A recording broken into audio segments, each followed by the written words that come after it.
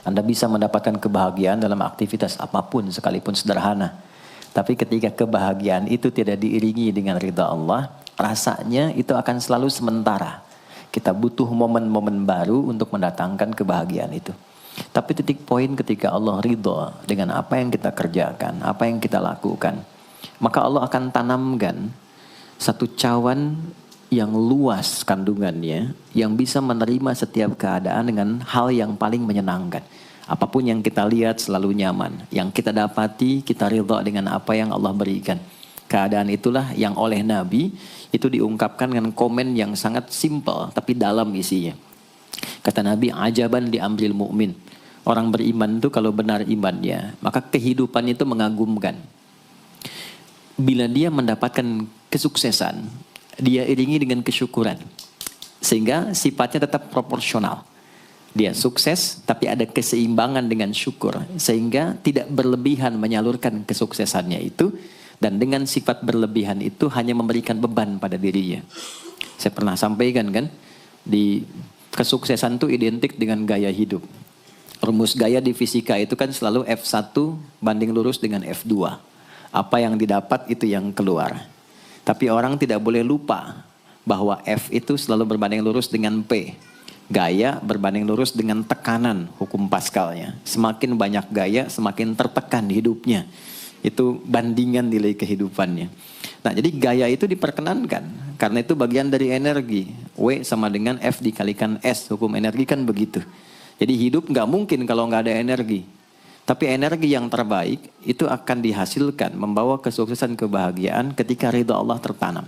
Saat dia sukses, dia bersyukur sehingga proporsional. Saat dia merasakan duka pun dia nyaman karena punya sabar. Nah, sabar itu mahal. Di Jepang ada banjir, itu bisa minta maafnya luar biasa, tak tahan dia bunuh diri. Di kita banjir bisa berenang. Itu gambaran. Cuma kalau nggak seimbang repot juga. Nah, membangun keseimbangan itu butuh konektivitas yang kuat dengan Allah. Konektivitas itulah yang dalam bahasa agama disebut dengan sholat namanya. Ya. Di pertemuan lalu kita sudah mencakup beberapa bagian dari sholat itu. Tapi saya ingin tekankan sedikit untuk menguatkan. Sholat berasal dari kata wasala atau silatun. Dasarnya kata wasala yang berarti terkoneksi dengan kuat. Terhubung dengan erat. Kita pernah dengar istilah silaturahmi kan? Ya kan? Kalau kita kumpul, bahasa kerennya saya mau silaturahmi kan? Tapi goalnya tercapai gak? Ya, silaturahmi itu kan dari kata silah. Terhubung dengan erat, rasa sayang dan perhatian. Sehingga parameternya itu bukan saat datang. Kalau datang kita nyapa wajar karena orangnya ada. Tapi kalau berpisah kita masih ingat, masih peduli, masih mendoakan, masih ngontak, itulah silah namanya. Di setiap keadaan kita masih terkoneksi. Keadaan kita yang terhubung dengan Allah. Sehingga di setiap tempat kita diperhatikan. Di pekerjaan kita dibimbing. Di rumah tangga kita diiringi. Sehingga semua berjalan mudah dan membahagiakan. Yang melatih kita untuk terkoneksi sehingga nggak putus dengan Allah, itulah yang disebut dengan sholat. Sehingga goal dari sholat itu adalah membangun konektivitas kita dengan Allah yang kuat. Itu yang dimaksud di Quran surah keempat An-Nisa di ayat 103.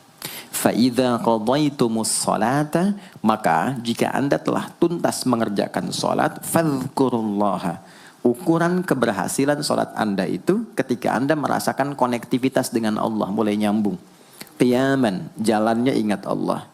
Sehingga kalau orang jalan, bekerja di apapun, saat dia ingat Allah, dia bisa memfungsikan tubuhnya sehingga tidak mengerjakan apa yang Allah tidak sukai. Gak akan mungkin anda melihat sesuatu yang tidak Allah senangi dalam keadaan yang sama anda ingat Allah. Gak akan mungkin melangkah pada tempat yang salah saat ingat Allah. Dan itu tidak mudah, karena banyak orang keluar masjid pun setelah selesai sholat, masih tertukar sendal. Padahal kalau dia ingat Allah, gak mungkin itu terjadi. Itu pelajaran dasarnya.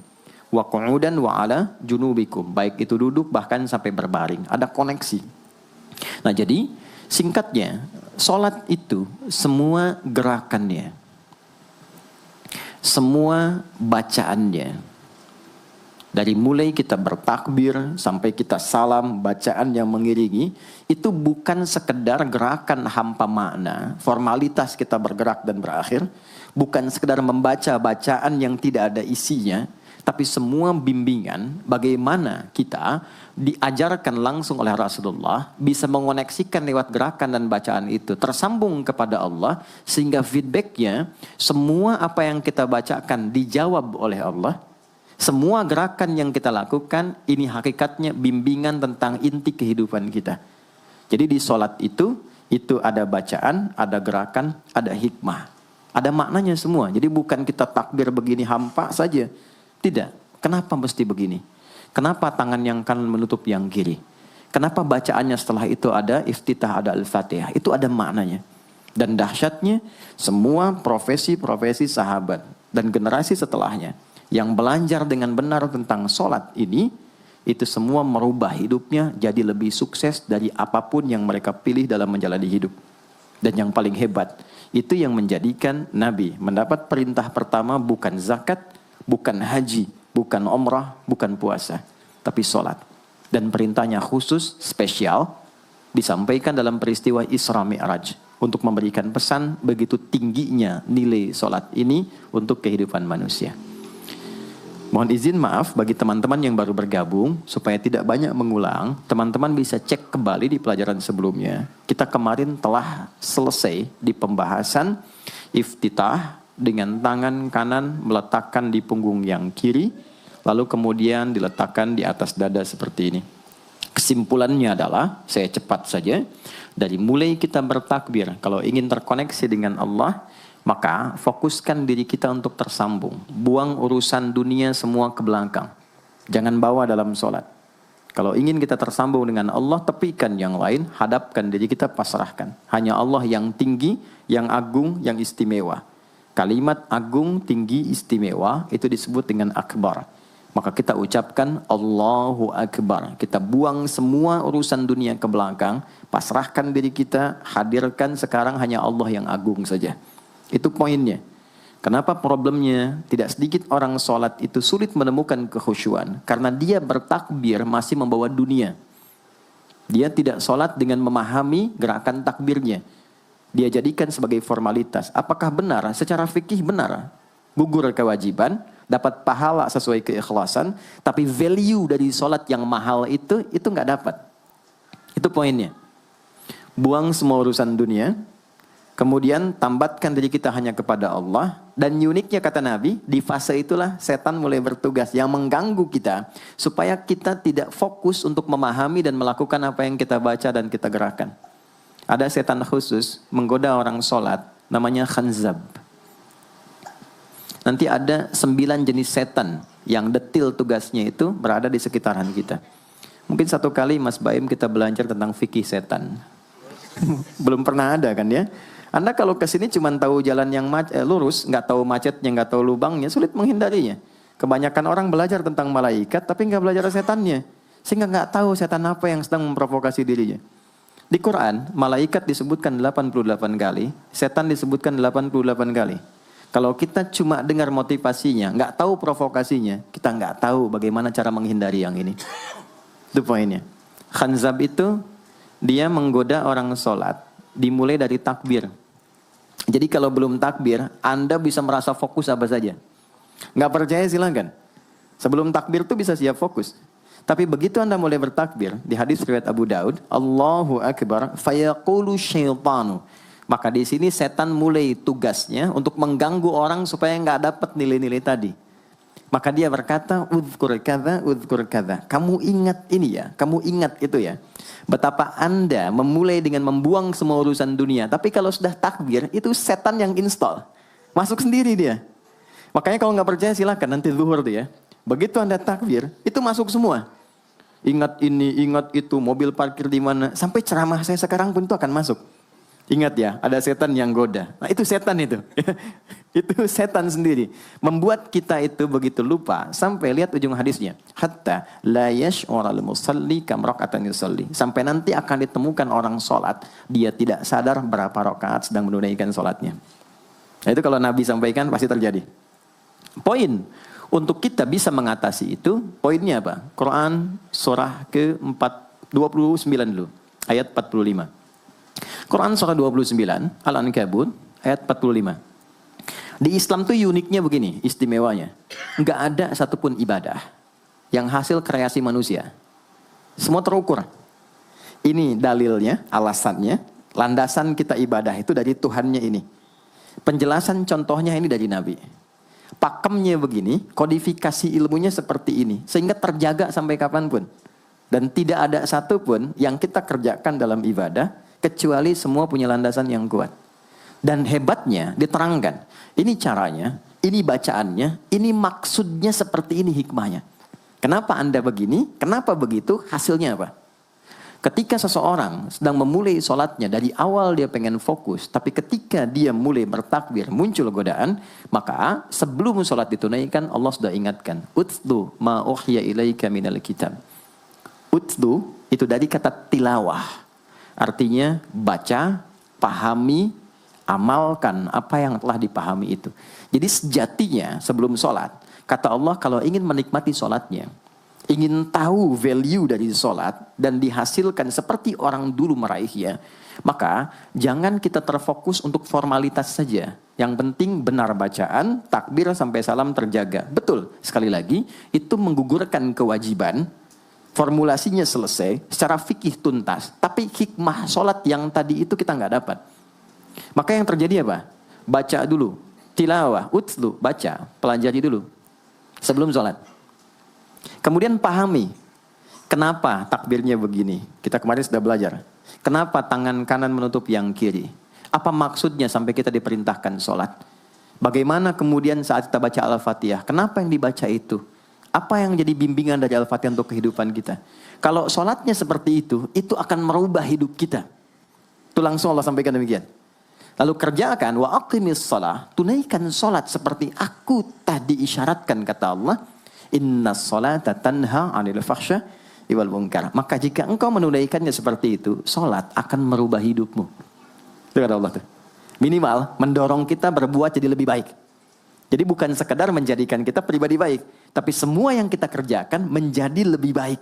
Itu sholat.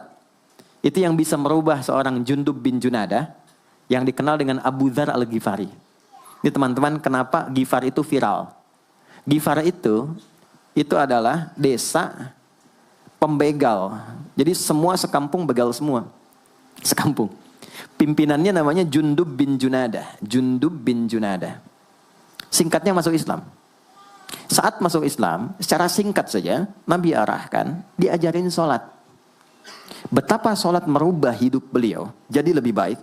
Kembali ke kampungnya, mengajarkan, singkatnya apa? Madinah heboh dengan kedatangan tapak kaki, yang ternyata itu orang-orang Ghifar. Sekampung kurang lebih masuk Islam, dan berubah jadi orang baik semua. Merubah hidup mereka. Jundub orang sukses, setelah itu jadi ustadz. Ini mungkin yang menginspirasi judul preman jadi ustadz. Ini tadinya pembegal. Pembegal semua.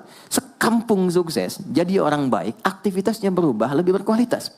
Untuk memberikan inspirasi ke generasi masa depan. Bahwa kami dulu pernah begini, dengan sholat kami berubah, kesuksesan kami raih, maka diviralkanlah nama daerahnya.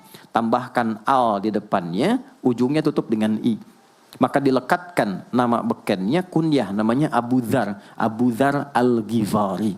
Al-Ghifari itu untuk memberikan kesan begini, saya ini dari Ghifar. Itu kampung jelek, desa tempat pembegal, tapi Islam merubah, saya menjadi lebih baik. Sholat mengarahkan saya punya kualitas hidup yang lebih baik. Itu poinnya. Sejak peristiwa itu, orang-orang Islam dari manapun yang bukan Arab, itu selalu melekatkan nama daerahnya untuk mengenalkan. Islam pun sudah sampai ke tempat saya. Buktinya, saya menjadi baik. Ada namanya Muhammad, punya bapak namanya Ismail, punya kakek namanya Ibrahim, kakek buyutnya Al-Mughirah, eyang buyutnya Al-Bardizbah, tinggal di kecamatan Ju'fah, kabupatennya Bukhara, provinsinya Khorasan, negaranya Uzbekistan sekarang. Maka karena dari Bukhara, dia kenalkan diri, datang ke daerah Arab, saya dari Bukhara. Rumus yang sama, tambahkan al di depannya, ujungnya i. Maka dia katakan, Ana Al-Bukhari. Itulah Imam Al-Bukhari. Bukan orang Arab. Kita punya guru besar Syekh Nawawi dari Banten. Ana Nawawi Al-Bantani.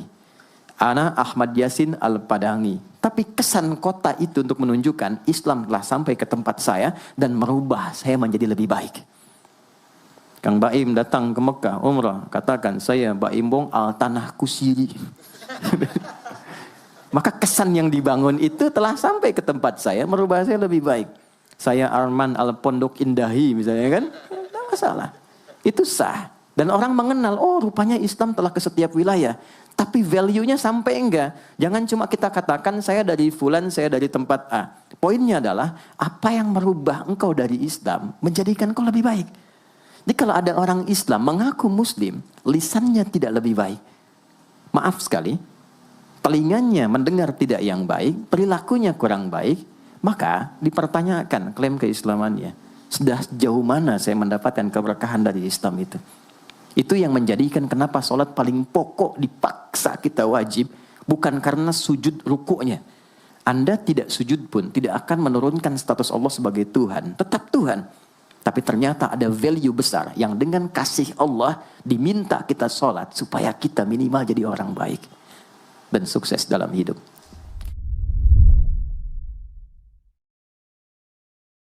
Maka ada